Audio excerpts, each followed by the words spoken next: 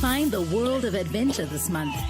Team up with the Nerd Squad and discover the hidden lab of Alexander Graham Bell. Do you really think the legend is true? Pack your bags for a globe-trotting journey with Wally and his best friend Wenda. This way is more fun. And uncover the big personalities of our smallest little creepies and crawlies. This planet is run by insects.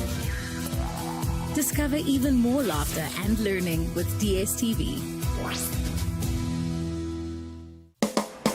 I am Eswatini at the Luju Festival. I've just done my demonstration and it was on fire.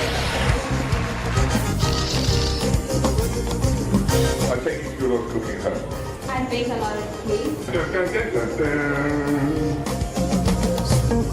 There's such a vibe here, and what I'm loving is like the fashion, the food. It's just this really amazing combination of lifestyle, understanding, acknowledging, and celebrating what makes us different, what makes us diverse, but also what makes us beautiful as Africans. I just won the junior chef competition. I was very excited because cooking was one of the most favorite things I love doing.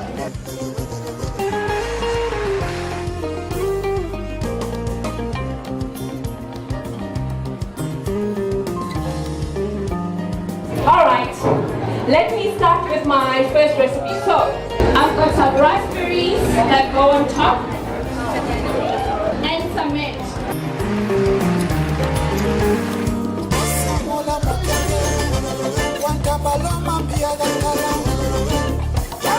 We love, love, love Luju.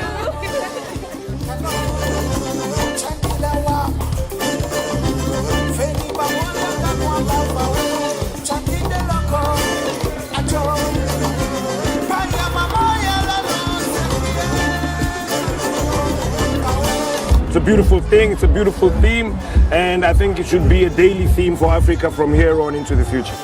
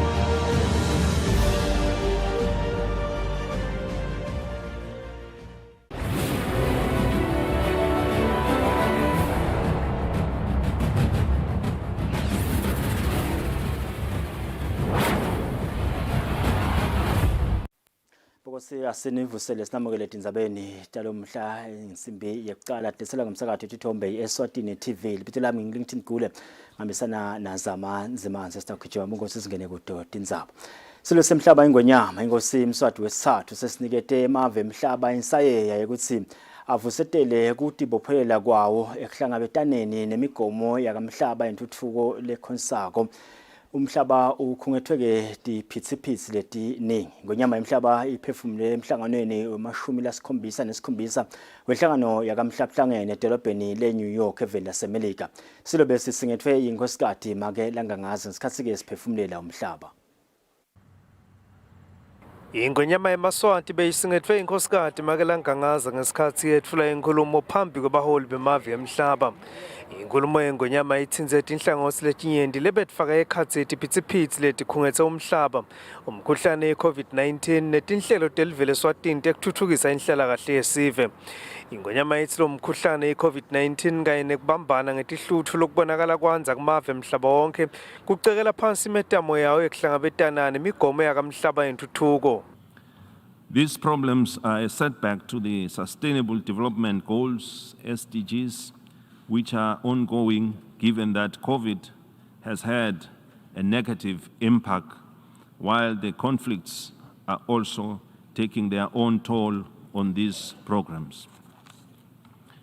During the pandemic, we witnessed the collapse of many economies, the shutdowns of industries, and the disruption of poverty alleviation projects that could not be implemented properly due to all the prevention measures, which meant there was no movement of people and goods.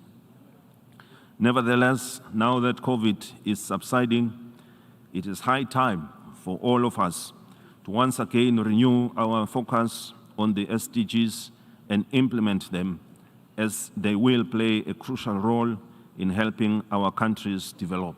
Silo sithi njengoba emave lamanyenti yakha kabusha iminotho yawo, tinhlangano telusito lwetimali kufanele tiwavulele tandla uma acela lusito.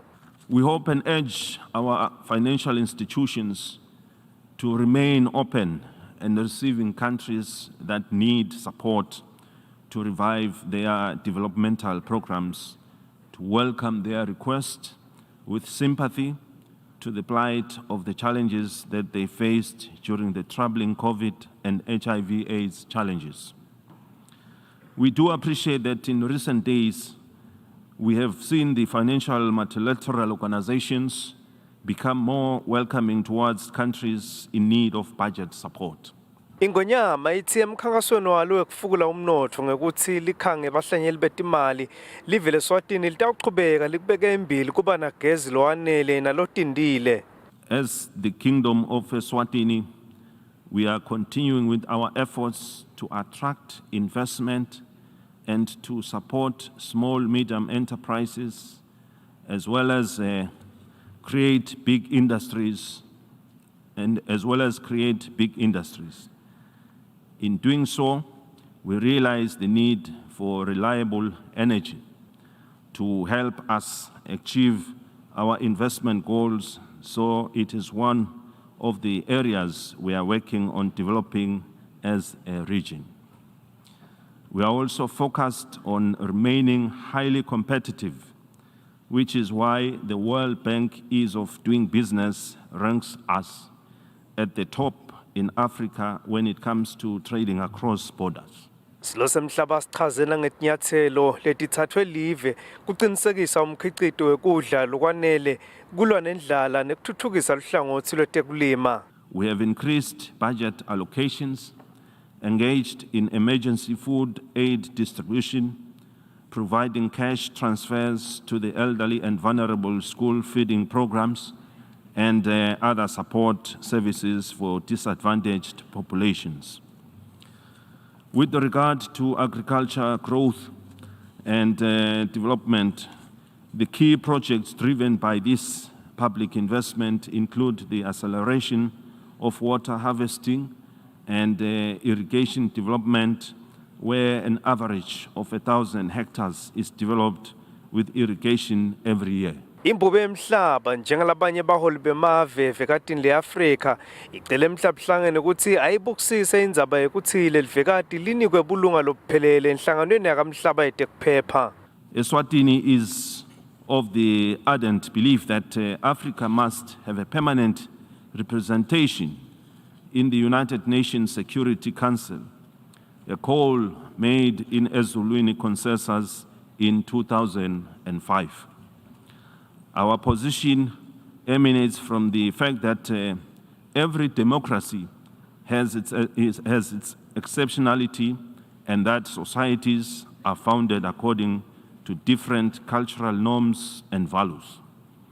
We will not tire of the consideration and belated adoption of this call by the UN to bring in the proper perspective on the African polity. Silo siqhubekileke nanekucela inhlangano yakamhlabuhlangene ukuthi iyibukisise nendzaba yokuthi live leTaiwan livunyelwe ukuthi libe ingcenye yayo lenhlangano nekuthi ibunye nekuhloniphana kumave kumele kube sisekelo setibopho letawuphakanyiswa kulomhlangano. Lebika kweTindzabeni ngisandile Makhanya eNew York, eMelika. Kazi ke impilo echubekako eveni le-Ukraine ibe indzaba mlonyeni emhlanganweni wenhlangano yakamhlabuhlangene wemashumi lasikhombisa nesikhombisa Mengameli live leMelika Joe Biden inxuseke emave ukuthi asekele ukujezisa kwelive leRussia ngesento salo lesengena ke ngendlovu yangena eveni leUkraine. Mr. President, Mr. Secretary General, my fellow leaders. Kungevani emkhathisini welive leMelika nelive leRussia mayelana nempi lechubekayo eveni leUkraine bekuphatheka ngesikhathi uchubeka lomhlangano. Mengameli welive leMelika Joe Biden njengoba bekubhekekile ugceke mengameli welive leRussia Vladimir Putin ngesento selive lakhe sekuhlasela live leUkraine. Mengameli Biden wethule inkulumo yakhe ngemva kwama-hour lambalwa nje mengameli Putin amemetele ukuthi sowuqinisa sandla ngekuthi lempi leseyithethe inyanga lesikhombisa seyingahle ithathe lesinye isigaba ngoba sekungahle akhulule netikhali tenyuzi njengoba sekatawengeta nemabutho letinkulungwane letingama-300 nekuthi nalo lilahle emhlane kumave latawubonakala abeka lilungelo lekutimela nekutibusa ngalokuphelele kwelive leRussia ebongotini. Ngoko konke lokhu mengameli Biden uthi lolu songo lukhomba lokusobala ukuthi umhlaba kufanele umjezise mengameli Putin. Like you, the United States wants this war to end on just terms, on terms we're all signed up for, that you cannot seize a nation's territory by force. That the only country standing in the way of that is Russia.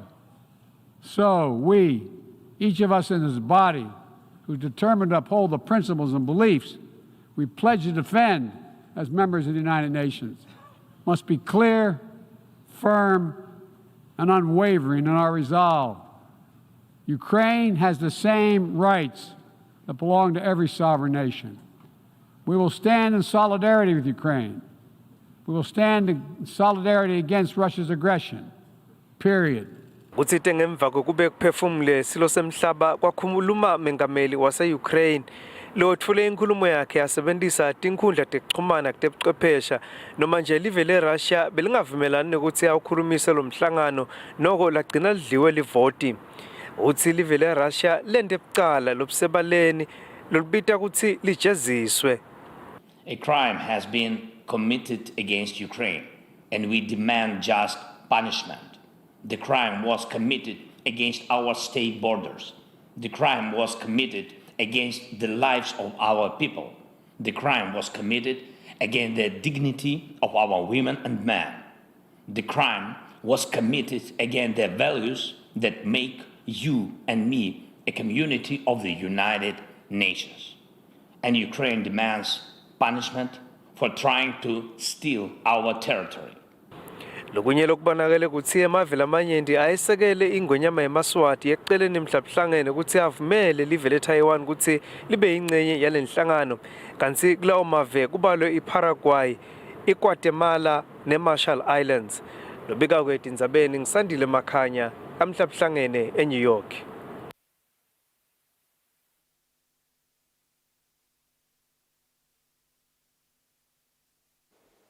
Sibiyake emuva ekhaya mabhalalo omkhulu etiko letekwatisa netekuxhumana kanye netebuchwephesha phesheya Dube usike kudelive lithuthuke kutebuchwephesha kubita kubambisana kwatonke tinhlangothi kwakhiwe nemithetho letawuhambelana nekushintsha kwendlela yokusebenziswa kwe-internet. Dube yakhuluma ke emhlanganweni welive ukubuka tindzaba tekusebenziswa kwayo i-internet governance forum ezulwini.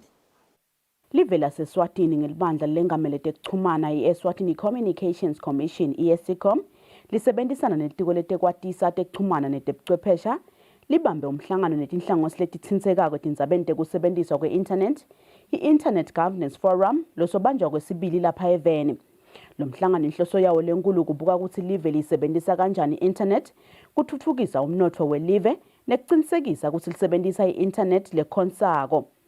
Mabhalane lomkhulu etiko letekwatisa phesheya Dube uthi kusebenziswa kwe-internet kushintsha njalo lokubita ukuthi live nalo lishaya imithetho letawuhambisana netinguquko letichamuka netebuchwephesha. Le live li-interconnected. Le live leli angicabanga ukuthi i-internet i-connect umhlaba wonke. So kumqoka ukuthi nathi sibuke ukuthi boza kwethu bendani ngaphandle bese nathi ke siya ku-applya lokho. Singabe sesiba isolated.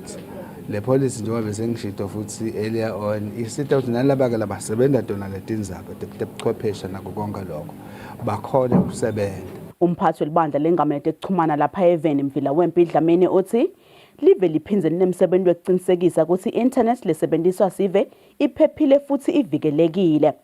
The most key aspect that we must ensure is reliance, which comprises of reliability, speed, and security. In order to derive maximum benefits of the digital economy, these elements should remain a priority for everyone here today. This means that the internet we use must be safe, secure, and protected. Kuchubeka nekuthuthukisa tindzaba tekusebenziswa kwayo i-internet lapha eVeni, iPhalamende yelive lonyaka iphase umthetho we-Computer Crime and Cybercrime Act kanye ne-Data Protection Act of 2022. Atindzabeni Eswatini TV kubika samukelswe khoza ngasikhumbuzo Dlamini ezulwini.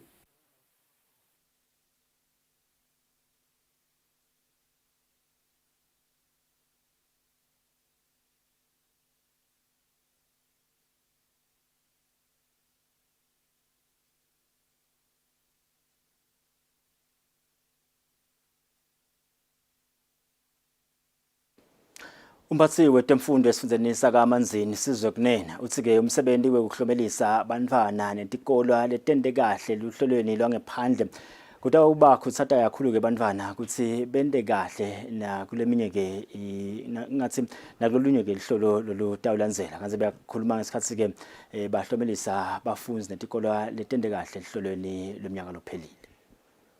Thina sihleli phansi sibuka nje sisifundza lesimo labantwana labafundze ngaphansi kwabo kule minyaka lemibili 2020 na 2021 ukulukhulu kakhulu bakanye nabothishela babo kodwa ke basebenza kakhulu sifundza kwakhanzala ukuthi nakuphuma imiphumela sente kahle ebangeni laka standard 5 indlela kahle ebangeni laka JC indlela kahle futhi nasebangeni ngema-credit ebangeni laka EGCSE. Ngiko ke sithi asisihlangane nje sitobonga lemisebenzi lemihle.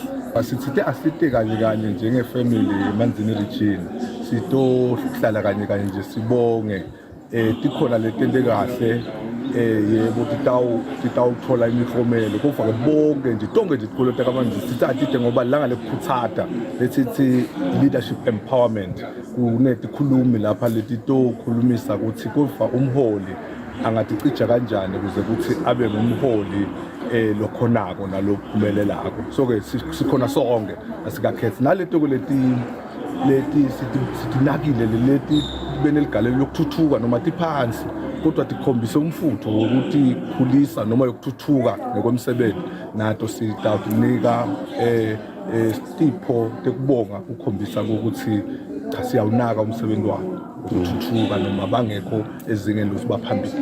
Uma lo lihloko yalesikolo ikhuthatekile kunemthelela uthinza bothishela bese thishela unemthelela wokuthinza abantwana kusho ukuthi singathi kuya cascade ngalenye igama ngoba ngesilungu kuthiwa things rise and fall within leadership.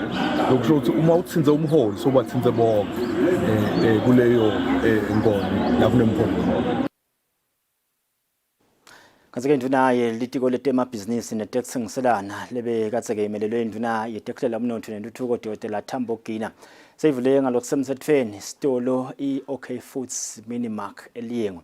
Induna ke Dr. Tambo Gina uthi uhulumende wembube uyakuthokotela kubona umsebenzi lofana nalona njengoba kwenaba kwebhizinisi kusho ke lokukhulu kumnotho welive leSwatini. Umsebenzi lona bongosi kunensasele emsakado sifiso ncumalo letasibekela ke ngawo. Kunjalo Magwabane sikhona eMalkens eliyengo lapho khona indvuna yetemabhizinisi lemelelwe indvuna yetekuhlela umnotho nentuthuko lapha event Dr. Tambo Gina itavula ngalokusemthethweni sitolo se-OK Foods mini market. Indvuna ke ifikile I think 2 hours ago iwentile umsebenzi yayikhatha i-ribbon sive saseliyengo siphelele ngetinombolo sithokota kakhulu ngalomsebenzi lolana. Indvuna ke seyivele ikhona celeni kwami sitakhulumisana nayo nje indvuna sive ukuthi intuthuko lefana nalena imcoka kangakanani kuhulumende. Siyakhumbula ke ingwenyama inkosi Mswati wesithathu nayithula sikhwama se-reconstruction fund kokuthi sivuse emabhizinisi ikakhulu lalimala nesikhathi kunemsindo lapha eveni eminyakeni lophelile. Ndvuna yenkosi sibonga kakhulu isikhathi sakho Dr. Tambo Gina. Engabe umsebenzi lofana nalona umcwa kangakanani nje vele kuhulumende kubona intuthuko emabhizinisi yaphindze yavuka. Kuqwa kakhulu ukuthi uhulumende wabona kufanele umuntu wembuso ukuthi ulokuhlupheka ngomkhuhlane wabakhona ngo-2021 kakhulukazi ngaboJuni. Kwashiswa titolo naletinye takhiwo kuqwa kakhulu ukuthi bese basitakala labo avuke emabhizinisi kwatise ukuthi nakusha letitolo kwalahleka ngaphandle kwesitoko naletakhiwo kwalahleka amathuba emisebenzi abantu bahlala emakhaya. Uhulumende wembukelo wahlanganisa nemabhange nawo siyawabona elekelele kakhulu asihle abosomabhizinisi ukuthi basaphelele bahlanganise imali bavuse njenganasakhiwo nje lesasha kwalahleka 67 billion. Kepha-ke ngekusithwa nguhulumende nemabhange sebasivusile laba baka Foods, okay Foods. Sibonga kakhulu Ndvuna yenkosi. Bekunene bekuyindvuna yelitiko le Dr. Tambo Gina. Lobe kanje emavili amahle kakhulu ekuthenini kuvuka kwamabhizinisi kusho lokukhulu kuntuthuko yelive lakangwane. Lokunye-ke lesikuvile uma indvuna isethula nje inkulumo yayo embi kwesive saseLiyengo sivile ukuthi Liyengo store was previously about 200 square meters icashe eMaswati lalishumi nje kuphela. Nyalo lokuseyakhiwe kabusha saying 650 square meters kanti seyicashe eMaswati lang 39. Indvuna-ke ikutusile lo kuyasho ukuthi kuvuka kwale bhizinisi ivuke seyinkulu kakhulu.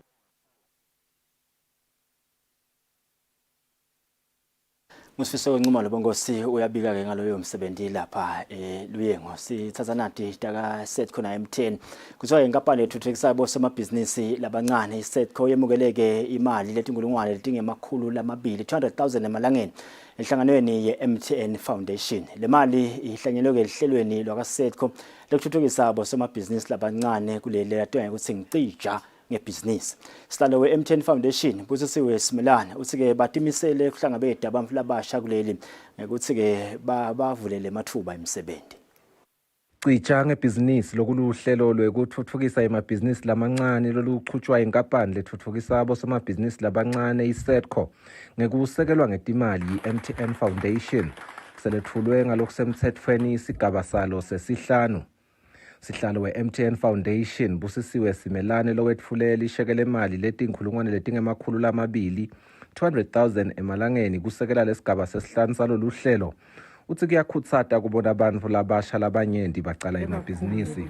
Lolu hambo lesilihamba kona Setco selukhipha letithelo lebesivele sifisa ukuthi sitibone.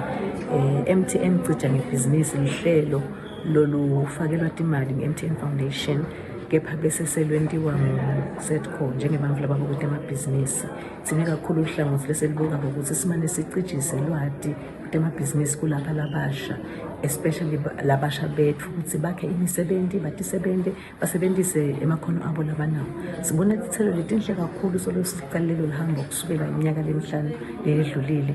Sekunemabhizinisi lamasha lafaka ekhathi tekulima, tebuchwephesha, tebuhle lokuningi vele kuyamangalisa nawubuka emakhono lakhona abantu labasha beMaswati. Umphathi wenkampani lethuthukisa abosomabhizinisi labancane ekhethiwe Mhlanga uthi bayinkampani abagcini ngekubasekela ngetimali kuphela abantu labasha lababosomabhizinisi kodwa baphindze babaceceshe ngetebhizinisi. Setco osomabhizinisi ukuthi sibaceceshe siphindze sibanakekele ukuthi sikhonele ukuthi sibacoache sibamentorishe bakwadi ukuthi ibhizinisi yabo bayichubekisa kanjani embili babe nayo le financial literacy so that batokhona nokuthi bakhone ku thinta emabhange nasebafuna kucela momani. Luhlaka lwahulumende lekufukula umnotho liveta ukuthi munye kulababili bantu labasha abasebenzi. Tinhlelo letifana nacija ngebhizinisi tidlala inzima lenkhulu ekusiteni bantu labasha ukuthi bacale emabhizinisi latimele bakhona nekucasha bantu labanye labasha. Tindzaba Eswatini TV kubika Sifiso Nxumalo ngisezulwini. Umphathi wesikhwama sesinqephethelo i-MVA Fund David Myeni uthi ke lesikhwama sikuhambisa embili kuphepha kwesive emgwaqweni. Myeni bekakhuluma ngesikhathi silitiko letemafa livele ngaphambi kwekomiti lelibuka ukusebenza kwetimali tembuso eParliament iPAC. Ngesikhathi silitiko letemafa livele ngaphambi kwekomiti lelibuka ukusebenza kwetimali tembuso eParliament iPublic Accounts Committee PAC ngalesine leli komiti lithanze kwati kubaphathi besikhwama sesinqephethelo Motor Vehicle Accident Fund noma ke MVA kuthi kwayangani ukuthi lesikhwama sithenge itipho letifake ekhatsi tshwala letibita imali engetulu kwetinkhulungwane letingemakhulu lamathathu temalangeni 379,000 ngaphandle kokulandzela imigomo lefanele ngeminyaka wa 2020. Umbiko wemcwaningo mabhuku ngalendzaba uveta ukuthi letipho dathengwa kulenye inkampani yaka Auto Value Parts leyatiwa ukuthi ithengisa tinsimbi tetimotolo hayi tshwala noma kudla. Umcondzisi welihlangosi lwe-Public Enterprise Unit khona itiko letemafa Busangani Mkhaliphi unikete timphendvulo endlini. Based on the recommendation yakhe eyijiko ukuthi kufuna kube khona le gift policy leto guide kwekokuthi le distribution yende kanjani. I-fund seyiyendile ke i-gift policy honorable chair seyikhona neboard i-approvile. Emalunga leli komiti abase ayidingidza lendzaba kabandi. Ingabe NVA yena kule ndlela lasebenta ngayo angaze athenge tshwala ba 400,000 ayopha abantu kani nguye logadze ingoti. This procurement beku emergency. How was it an emergency? Mhlambe nje nabangasho lokho because it was also COVID and I think netwala bebuvaliwe during this time. La public funds avumele kanjani? Was there there was not even an authority kokuthi public funds ahambe ayothenga tshwala lobu close to 400,000 lele budget yabo yeli budget le gift lengaka be included in ukuthi kutawuthengwa nati nangama gift langa amount ale mali le ngabe nyalo kule policy yabo sekuyawufaka into tshwala vele lokuthi kutawuhle kuthenga tshwala nakwentwe ama gifts. Umphathi wesinqephethelo MVA Fund David Myeni uphendvule imibuto yemalunga. Le procurement yaflawuthwa ngilele ngaphansi kwale threshold.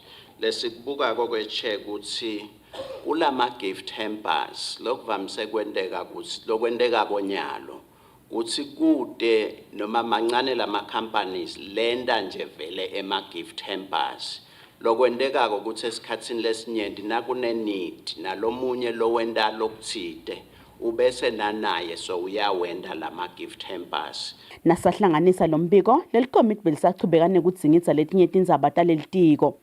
Etindzabeni Eswatini TV kubika samkeliswe khoza ngasikhumbuzo Dlamini eParliament.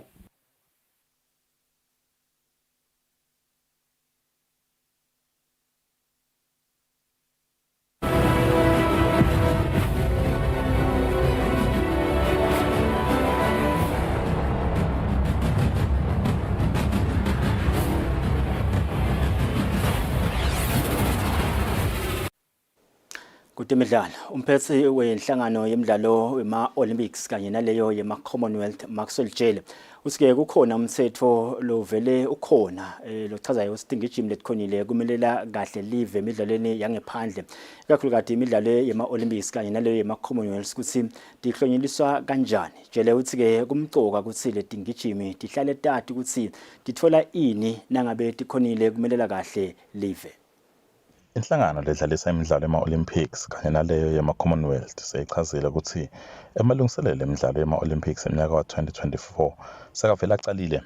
Le nhlangano ithi lokudlala kahle kwetingijimi takuleli letahlukahlukene emidlalweni yesifundza kulamalanga lapho khona kubonakala timendlela tibuya ekhaya ngemnyendi bado kubanika lithemba ukuthi kule midlalo yema-Olympics letaku kukhona livele lingakuthola.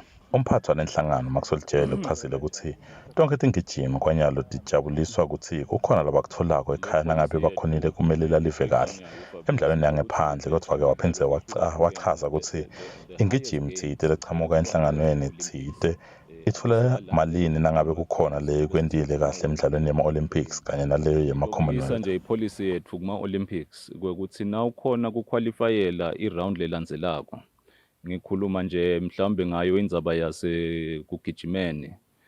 Nawusuka kuma-hits uqualifya ungena kuma-semifinals kuba ne-incentive ya 10,000 emalangeni. Nawusuka lapho ufika kuma-finals kuba nguye lo 20,000, and then from the finals ke kube sekuba nalama podium finishes la khona nawukhonile kuthola i-bronze medal kuba ngu-100,000 emalangeni.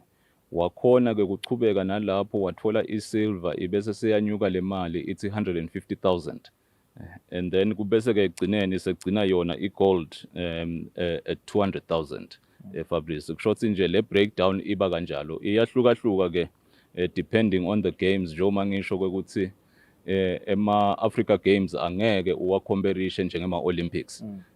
But ke yi-incentive lekhona lesolo sinayo over the last several international games Fabrice lesithemba ukuthi nanathi nje indlela letsite kuwa motivate ama-athletes. Emidlalweni yama-Commonwealth kusukela live laqala kuyingenela ngeminyaka wa-1972 kude imidlalo leke yabuya nayo, kodwa-ke emidlalweni yama-Commonwealth kusukela ngeminyaka wa-1970 live naliqala kuyingenela le midlalo labuya nedimendlela letine lapho khona tintathu temidlalo wesibhakela kanye linye laqhamuka emidlalweni yamadubane.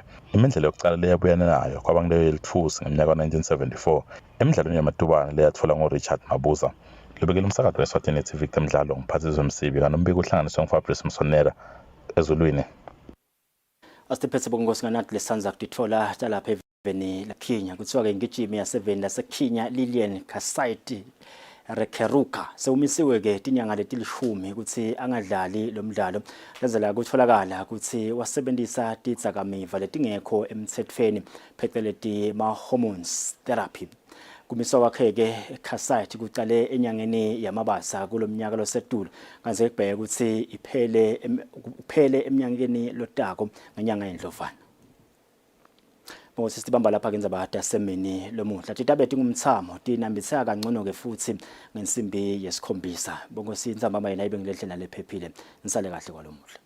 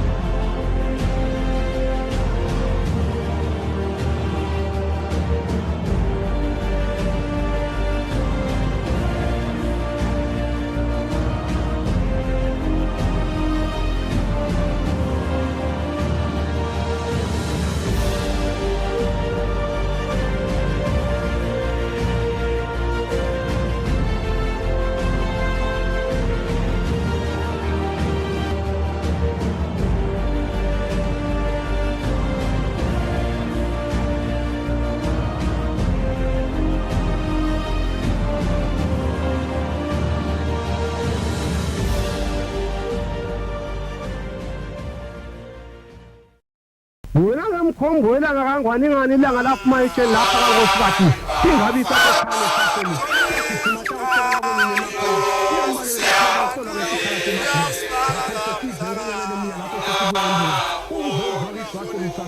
awuhlali phasi sabathi nkulu ithole isokho esayilana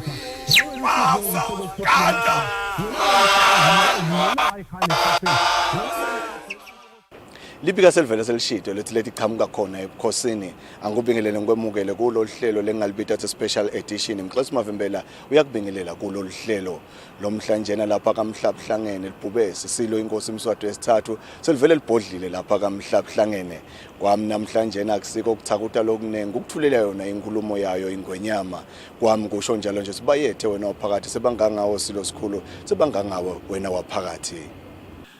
The assembly will hear now an address by His Majesty King Mswati III, head of the state of the Kingdom of Eswatini. I request protocol to escort His Majesty.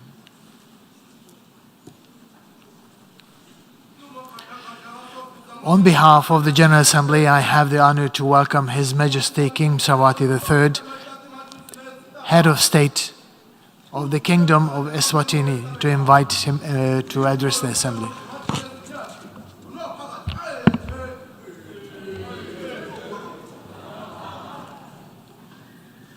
Mr. President, Your Excellency, Heads of State and Government, UN Secretary General, distinguished delegates, ladies and gentlemen. It is a great honor for me to address this distinguished 77th United Nations General Assembly, where we have once again come together as a community of nations to renew our commitment to implementing the 2030 Sustainable Development Goals agenda. We are meeting at a time when we have just passed through a stage of tragedies brought about by the COVID-19 pandemic, which has claimed lives all over the world. We thank God that this period is subsiding. We must praise the countries of the world for uniting to fight this pandemic up to this stage where it is on the verge of being eradicated. The development and supply of COVID-19 vaccines has proven to be very useful, especially with regard to the prevention interventions. We also applaud the UN for being instrumental in working under extremely difficult conditions. It remained resolute in assisting countries, and it is safe to say we are where we are today because of their efforts. Despite these challenges, it is encouraging to think that there were some positives to take away from this experience. In the case of Eswatini, we were compelled to develop testing laboratories and oxygen storage facilities, which are now very helpful in the fight against other health issues. We have witnessed the availability of oxygen, which has been used in saving the lives of snake bite victims, among other medical emergencies. The COVID pandemic arrived in the midst of an HIV/AIDS pandemic, which we were still battling with, and it affected various programs that had been put in place. Eswatini has made great strides in the fight against HIV and AIDS. The country became a shining example for the continent and the world at large after it attained the 95 UNAIDS treatment cascade targets in 2020. We are now focused on ending the AIDS pandemic as a global health threat by 2030. This milestone would never have been possible without the support of the development partners who have been with the country since 1986, when the first AIDS case was announced. Mr. President, it is unfortunate that even after COVID, when we were beginning to say that there is hope, we are now confronted with the conflicts that are taking place all over the world. Their consequences include, among other things, the loss of life. These conflicts and tensions have also contributed significantly to the rise in food prices globally. They are not unique to a certain area, as they persist in Africa, Europe, Asia, and the Middle East. We hope to see an end to these clashes through peaceful resolutions. We must applaud the UN for its effort to prevent these conflicts from escalating. Hopefully, there will be long-lasting, fruitful results emerging from these UN interventions. As we gather here at the UN, we're all reminded of the main purpose of establishing the organization, which was to reduce tensions that led to conflict around the world. We hope the aspirations of our forefathers will guide us in using the organization to bring us together so that we can resolve our differences where they exist and find lasting solutions. This will no doubt be of great help to all mankind. These problems are a setback to the Sustainable Development Goals, SDGs, which are ongoing given that COVID has had a negative impact, while the conflicts are also taking their own toll on these programs. During the pandemic, we witnessed the collapse of many economies, the shutdowns of industries, and the disruption of poverty alleviation projects that could not be implemented properly due to all the prevention measures, which meant there was no movement of people and goods. Nevertheless, now that COVID is subsiding, it is high time for all of us to once again renew our focus on the SDGs and implement them, as they will play a crucial role in helping our countries develop.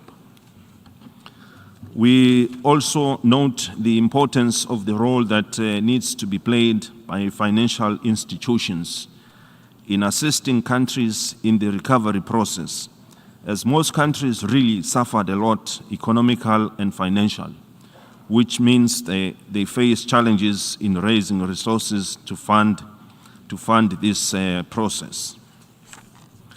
We hope and urge our financial institutions to remain open and receiving countries that need support to revive their developmental programs, to welcome their request with sympathy to the plight of the challenges that they faced during the troubling COVID and HIV/AIDS challenges.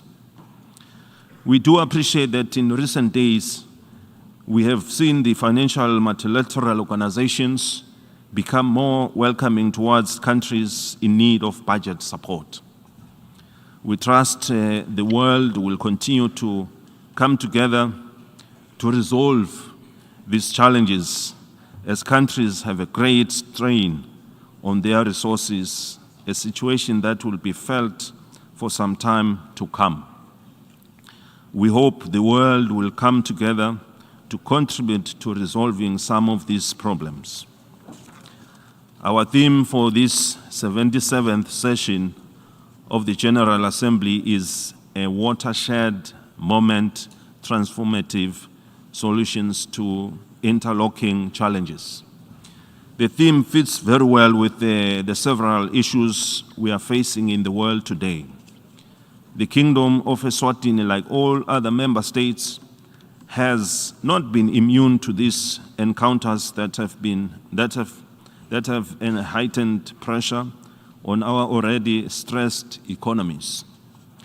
They have served to derail us from our pursuit of the United Nations Sustainable Development Goals Agenda 2030 and the African Union Aspirations 2063, the Africa we want.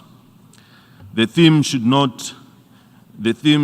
therefore serve to kickstart our economies towards recovery and enable us to create a sustainable future for our people.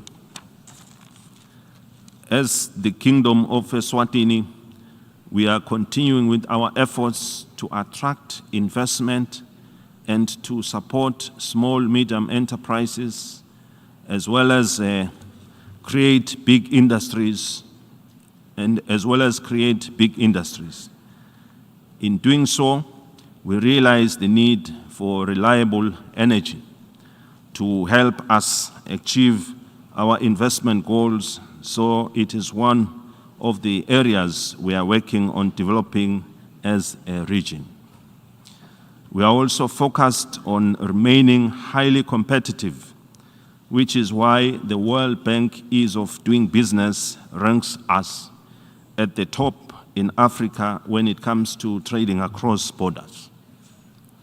The government has also put in place fiscal support measures to ensure the cost of establishment of businesses and initial operational costs are reduced drastically through a range of options from fiscal to non-fiscal incentives. The creation of special economic zones has placed us at an advantage to leverage our export potential through attracting export-oriented manufacturing projects. Eswatini is also well positioned as a launch pad to the African Continental Free Trade Area, which seeks to boost intra-Africa trade with a market of 1.2 billion people and a combined GDP of 2.2 trillion US dollars. The country is also engaged in creating opportunities for our youth to address the issue of unemployment and poverty. There are opportunities to be explored in areas of ICT, agriculture, and the informal sector, to name but a few. Mr. President, the Kingdom of Eswatini welcomes the new program by the UNDP to support our youth in Africa who want to engage in entrepreneurship to mitigate the issues of poverty. This is a noble idea, and we are ready to embrace it. Food security and ending hunger remain a priority for the government of the Kingdom of Eswatini. We are deploying a double-pronged strategy to address this challenge by providing social safety nets for the most vulnerable groups. We have increased budget allocations, engaged in emergency food aid distribution, providing cash transfers to the elderly and vulnerable school feeding programs, and other support services for disadvantaged populations. With regard to agriculture growth and development, the key projects driven by this public investment include the acceleration of water harvesting and irrigation development, where an average of 1,000 hectares is developed with irrigation every year. We are also creating market-linked agriculture growth opportunities for small and emerging farmers to produce and generate income to enhance their livelihoods. The negative effects of climate change are compelling the Kingdom, the government, to build more dams throughout the Kingdom for irrigation.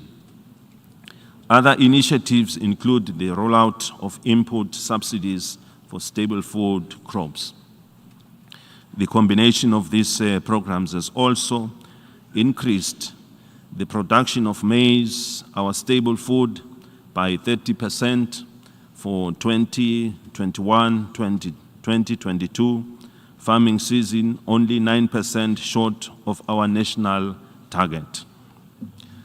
With the global stability at stake, Africans have recognized the need to guard against opportunists who seek to take advantage of the fragile economies to advance their agendas.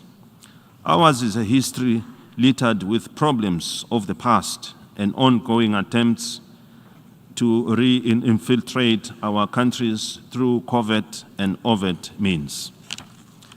Eswatini is of the ardent belief that Africa must have a permanent representation in the United Nations Security Council, a call made in Eswatini consensus in 2005. Our position emanates from the fact that every democracy has its exceptionality, and that societies are founded according to different cultural norms and values. We will not tire of the consideration and belated adoption of this call by the UN to bring in the proper perspective on the African polity. When the world faced the COVID pandemic, it must be noted that no country was spared, which means we all needed to come together to find solutions.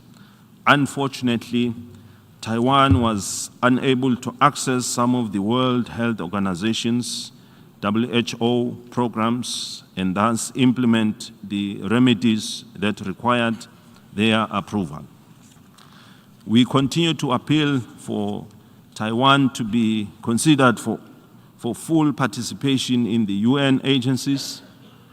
We are confident that the global village would benefit substantially from Taiwan's meaningful participation in the UN system.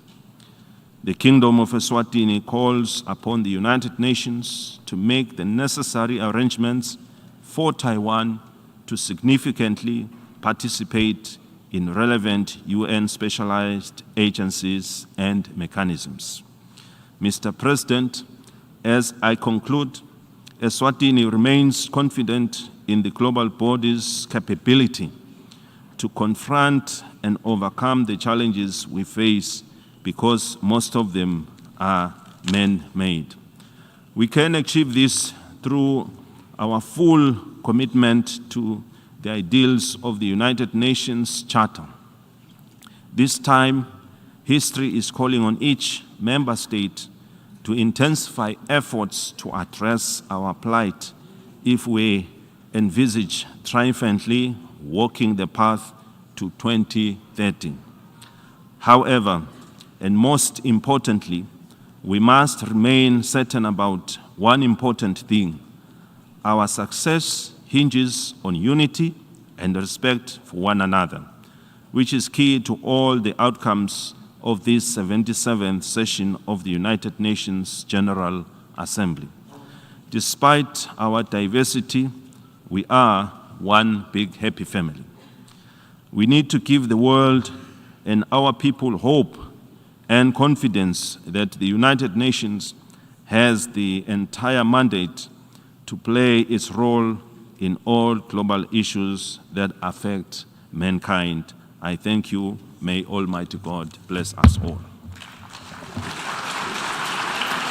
On behalf of the Assembly, I wish to thank the Head of State of the Kingdom of Eswatini, for the statement just made, and I request protocol to escort His Majesty. Sesife khona maphethelene ehlela akho lethi iqhamuka khona ebukhosini ngethemba usuyithokotele inkulumo yayo ingwenyama iphefumula phambi kwabo bahole nemhlaba wonke lapha kamhlaba hlangene lapho khona ikhulumele umhlaba wonke yakhulumela emave Africa yakhulumela lona laseSwatini. Xhosa mafesi bekumnanza kule hlelo anawe kule hlelo kube kuhle kubukela ihlelo etilandzelako usale kahle.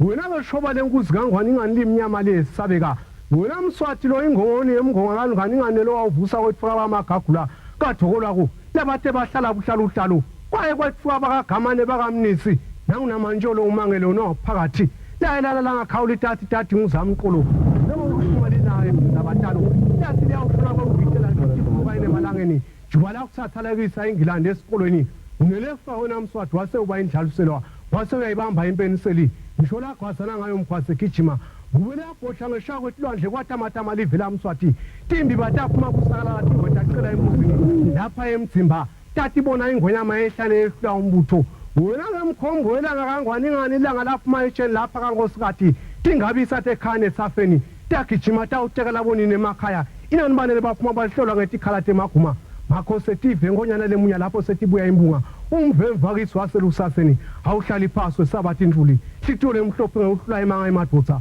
mawele usundu wekushe kwekuphephuka ematala wena ke msawa hilika hilulela kayikhane safeni wena ke Mswati ngekubusa ubuyelele wena wabhuza lisemkhoneni lisetandleni uthuma kwakho Mswati unyakati seumhlaba ongane ingani kwathi kwabhoda esibahlande kula kamlumbi ingani kwathi mashala kansa phuma moyitela nomashikizela kangwane nganashiye umbutho ukuhlakula inani lengwena lapha esitheni kulanqabane wayesofana emhlambi emagwalagwala wena Mswati ngani usulwa nenvoza esihlahleni kufa konvoza kumntamo wona lo fluzu uthi kangwane emhlabeni nangendringo njengenkomo isawusengwa wona sibhabaza kuyasa kangwane ingani umdumo unjengezulu emambala Mswati yababa mhlohlo babela isingomo sikagogo wakho ngoba uyasibona nangemkhonto kangwane ingane ziyandinda ngisho kuloluphondo lwengongoni kangwane esiqopholoti wona Mswati lo gabe abantu kangwane ingani bonjengamathanga waqhakaza ke Mswati zomnyama kulabaluthuli kwaba njengekuvuma kwenqwala uyimbuku ingonyama udle ematholo ezinyathi ayethe unophakathi khula mlisa khula nzanzane elive bakwesabe betiphelele betibhala